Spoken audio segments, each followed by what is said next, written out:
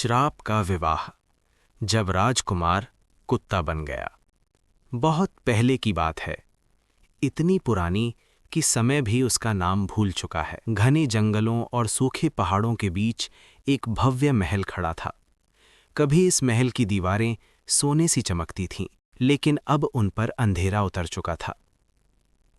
ये वही महल था जहां एक समय न्याय होता था, जहां शहनाइयां गूंजती थीं और जहां एक राजकुमार पैदा हुआ था जिसका नाम था आर्यवर्धन।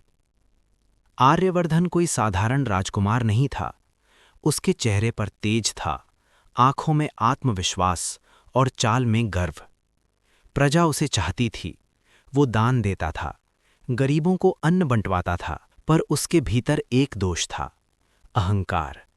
वो मानता था कि मनुष्य ही सबसे बड़ा है। देवता, साधु, श्राप, ये सब उसके लिए कहानियां थीं, और यही सोच उसके विनाश का बीज बनी। एक दिन दरबार सजा था।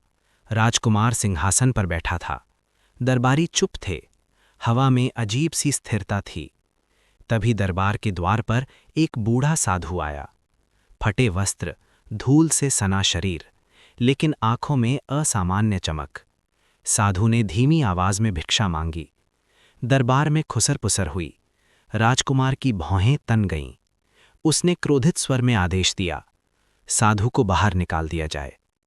सैनिकों ने साधु को धक्का दिया। साधु गिर पड़ा।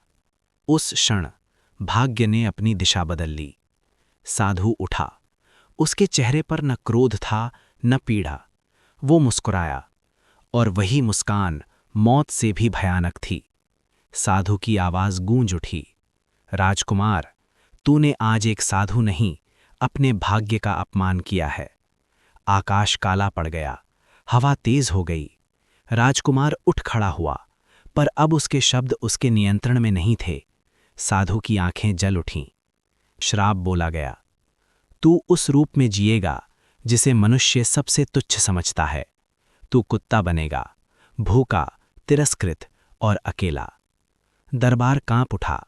साधु ने आगे कहा, तेरी मुक्ति तभी होगी जब कोई मानव स्त्री तुझे अपने पति के रूप में स्वीकार करेगी।